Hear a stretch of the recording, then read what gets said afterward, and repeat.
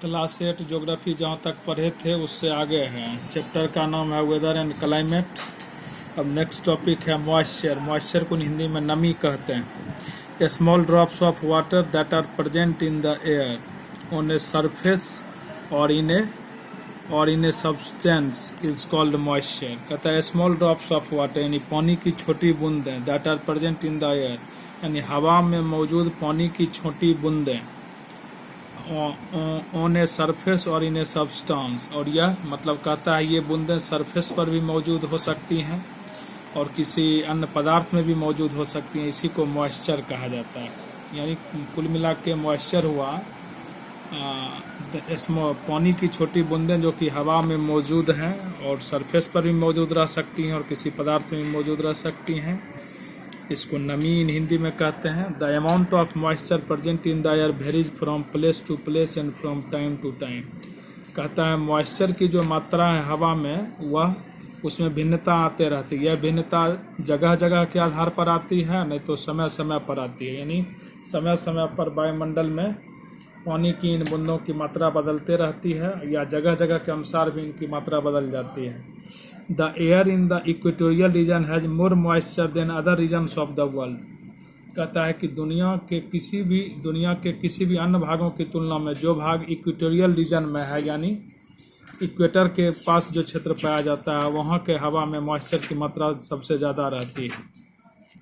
The air has more moisture during the summer season than during the winter season. इसके बाद कहता है कि गर्मी के मौसम में ठंड की तुलना में हवा में ज़्यादा मॉइस्चर होता है। The amount of moisture decreases with the increase in height above the mean sea level. कहता है ज्यों ज्यों हम समुद्र तल से ऊपर जाते हैं तो कहता है the amount of moisture decreases with increase in height, यानी हाइट के बढ़ने पर मॉइस्चर की मात्रा घटते जाते हैं। यानी कम हाइट पर ज़्यादा मॉइस्चर पाया जाता है और ज़्यादा हाइट पर कम मॉइस्चर पाया जाता है। The amount of moisture is almost zero in the cold air of the polar region during the winter months. कहता है पोलर रीजन यानी धरती का जो ध्रुवीय क्षेत्र है वहाँ ठंड के मौसम में वहाँ हवा में मॉइस्चर की मात्रा एकदम जीरो रहती है, नहीं के बराबर। नेक्स्ट टॉपिक है इवोपरेशन, जिसको हिंदी में वाष्पीकरण कहते हैं। तो वाष्पीकरण तो सीधी सी बात है कि पानी को गर्म करने पर उसके भाप में बदलने की प्रक्रिया मतलब वाष्पीकरण कहलाती है। इन इंग्लिश में हो गया the turning of water into water vapour on heating, यानी पानी को गर्म करने पर उसके भाप में बदलने की क्रिया इवोपरेशन यानी वाष्पीकरण कहलाती है। कहता है water is found in its gaseous form. पानी जो है अपने गैसियस रूप में पाया जाता है, that is as water vapour in the atmosphere, यानी वायुमंडल में पानी अपने गैसियस रूप में यानी वाटर वेपर जलवाष्प के रूप में पाया जाता है। When water is heated intensely it turns into water vapour. जब पानी को बहुत ज़्यादा इवोपरेशन कहते हैं पानी के गर्म होकर उसके भाप में बदलने की क्रिया को। अंग्रेजी में कहते हैं कि on heating water is turning into water vapour, इसी को इवोपरेशन कहते हैं। कहता है water is found in its gaseous form that is as water vapour in the atmosphere. पानी जो है वायुमंडल में अपने गैसियस रूप यानी जलवाष्प के रूप में पाया जाता है। When water is heats intensely it turns into water vapour. जब पानी को खूब ज़्यादा गर्म किया जाता है तो वह जलवाष्प में बदल जाता है। This process is called evaporation, इसी को इवोपरेशन यानी वाष्पीकरण कहते हैं। The water vapours cause moisture in the atmosphere, मतलब कहता है एटमॉस्फेयर में जो मॉइस्चर रहता है वह वाटर वेपर के ही कारण रहता है। Plays a very important role in our lifes, और यह वाटर वेपर हमारे जीवन में एक महत्वपूर्ण भूमिका का निर्वाह करता है। Moisture in the atmosphere causes the formation of clouds, rain, snow, hello, slit etc। कहता है हवा में जो मॉइस्चर रहता है इसी के कारण बादल बनता है, वर्षा होती है, स्नो बर्फबारी होती है, हेल स्टोन ओलावृष्टि होती है, ये सब। इसके बाद ह्यूमिडिटी यानी आर्द्रता। The actual amount of water vapour present in air is called humidity. कहता है the actual amount of water vapour यानी वाटर वेपर की जो उचित मात्रा वायुमंडल में मौजूद रहती है उसी को ह्यूमिडिटी यानी आर्द्रता कहते हैं। और एब्सोल्यूट ह्यूमिडिटी यानी आर्द्रता नहीं तो निरपेक्ष आर्द्रता कहते हैं। It is close related to air temperature, यह जो है एयर के टेम्परेचर से एकदम बहुत नज़दीक से संबंधित है। When the air holds the maximum amount of water vapour at a given temperature the air is said to be saturated. कहता है जब किसी दिए गए तापमान पर हवा में जितना वाटर वेपर को कंटेन करने की क्षमता है उतना अगर वाटर वेपर उसमें मौजूद है तो इसको हम कहते हैं कि वो सैचुरेटेड है। इसके बाद कहता है relative humidity is a measure of how dry और moist the air is. Relative humidity यानी अपेक्षिक आर्द्रता से हमको पता चलता है कि एयर जो है वो मॉइस्ट है कि ड्राई है, यानी हवा में नमी की मात्रा मौजूद है कि हवा ड्राई है। It is the ratio of the amount of water vapour in the air to the total amount of water vapour the air. कहता है it is ratio of amount of water vapour in the air to the total amount of water vapour in the air. तो कहता है यह जो है relative humidity क्या है, it is the ratio of amount of water vapour in the air, यानी हवा में जलवाष्प की मात्रा by total amount of water vapour और हवा में जलवाष्प की कुल मात्रा can carry at the temperature और pressure. Relative humidity is expressed as a percentage. Relative humidity को परसेंटेज में एक्सप्रेस किया जाता है। अब कंडेंसेशन यानी संघनन कहते हैं कि जब गैस जो है ठंडा होकर के वाटर ड्रॉपलेट्स में चेंज कर देता है तो इसी को हम कंडेंसेशन यानी संघनन कहते हैं। यानी मतलब गैसियस फॉर्म को जब ठंडा किया जाता है तो कंडेंसेशन की प्रक्रिया घटित होती है। When moist air rises upward, कहता है जब मॉइस्ट एयर यानी जिस हवा में नमी की मात्रा है वो ऊपर उठती है, इट बिकम्स कूल, वह ठंडा हो जाता है। And the water vapour change into small drops of water, और तब जो उसमें वाटर वेपर मौजूद है वह पानी के छोटे छोटे बूंदों में बदल जाता है। This process is called condensation. इसी प्रक्रिया को कंडेंसेशन यानी संघनन कहते हैं। Condensation takes place around dust particles in the air. Condensation जो है कहता है हवा में धूल के कण के चारों तरफ घटित होते हैं। अब अगला है प्रिसिपिटेशन, जिसको हिंदी में बरसन कहते हैं। The water vapour air can hold depends on its temperature. कहता है कि एयर में कितना वाटर वेपर मौजूद रहेगा यह निर्भर करता है टेम्परेचर पर। The colder it becomes the less water air can hold. कहता है कि द कोल्डर इट बिकम्स, अगर टेम्परेचर कम है यानी हवा ठंडा है तो उसमें वाटर वेपर की मात्रा कम रहेगी। The temperature at which the amount of water vapour in the air is at its maximum limit is called the dew point of the air. कहता है कि जिस टेम्परेचर पर हवा में वाटर वेपर की मात्रा एकदम सबसे ज़्यादा रहती है तो कहता है कि उसको ड्यू पॉइंट कहा जाता है। If the temperature of the air falls below the dew point the water vapour से स्टार्ट कंडेंसिंग। कहता है अगर हवा का तापमान जो है ड्यू पॉइंट से नीचे चला जाता है तो वाटर वेपर कंडेंस करना यानी वाटर ड्रॉपलेट्स में चेंज करना शुरू कर देता है।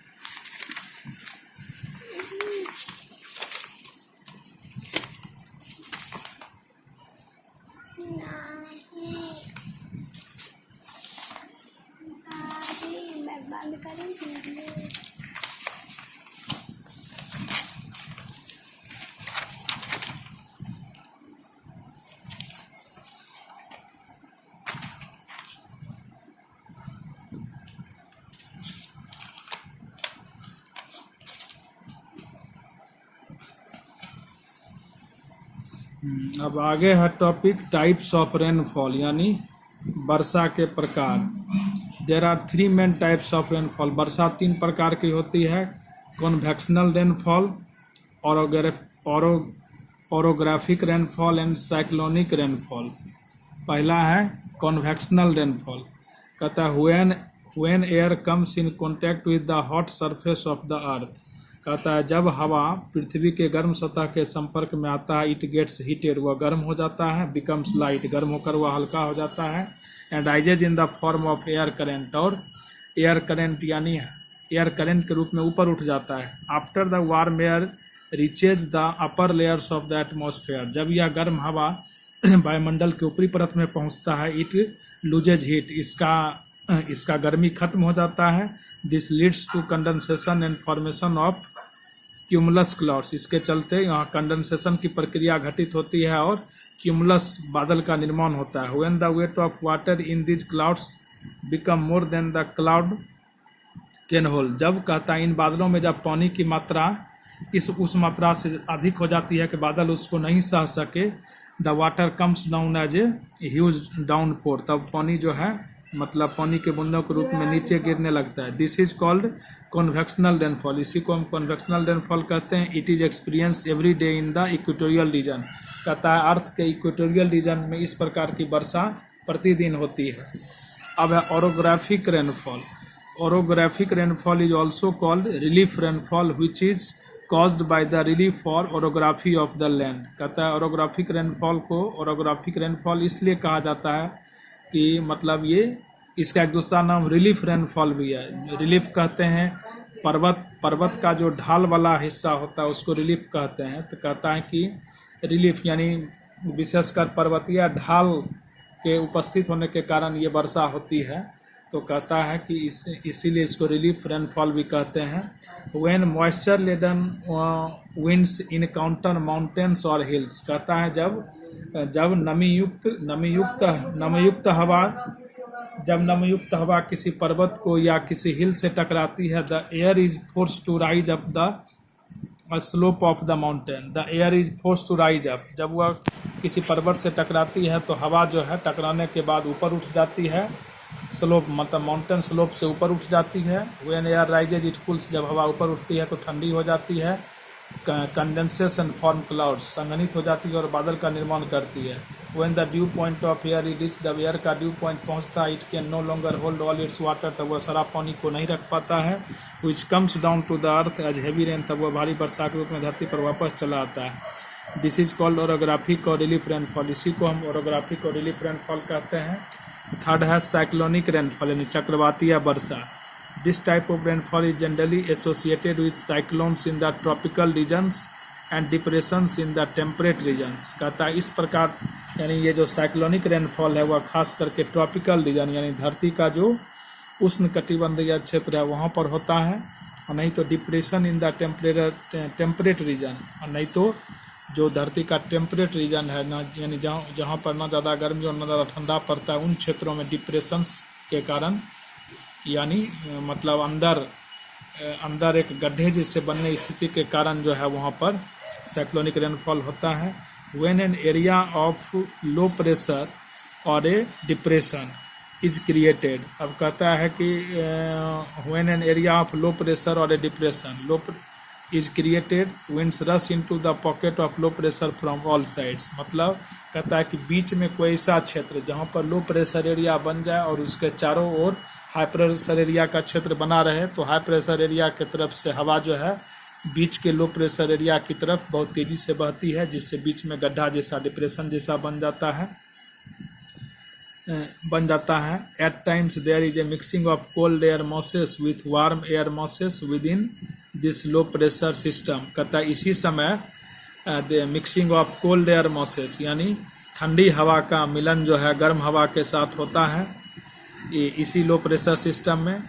The point where the warm masses of air meets the cold air mass is called a front, कहता है जिस पॉइंट पर ये गर्म हवाएं ठंडी हवाएं के साथ मिलती है उसको फ्रंट कहते हैं। When they meet warm air which is lighter is forced to rise, जब ये मिलती है तो कहता है गर्म हवा हल्की होने के कारण ऊपर उठने के लिए विवश हो जाती है, और डेंसर हेवियर मतलब जो डेंसर हेवियर कोल्ड एयर है उससे ऊपर उठ जाती है। As the warm air is force upward it cools, और जब वो वार्म एयर ऊपर उठती है तो ठंडी हो जाती है।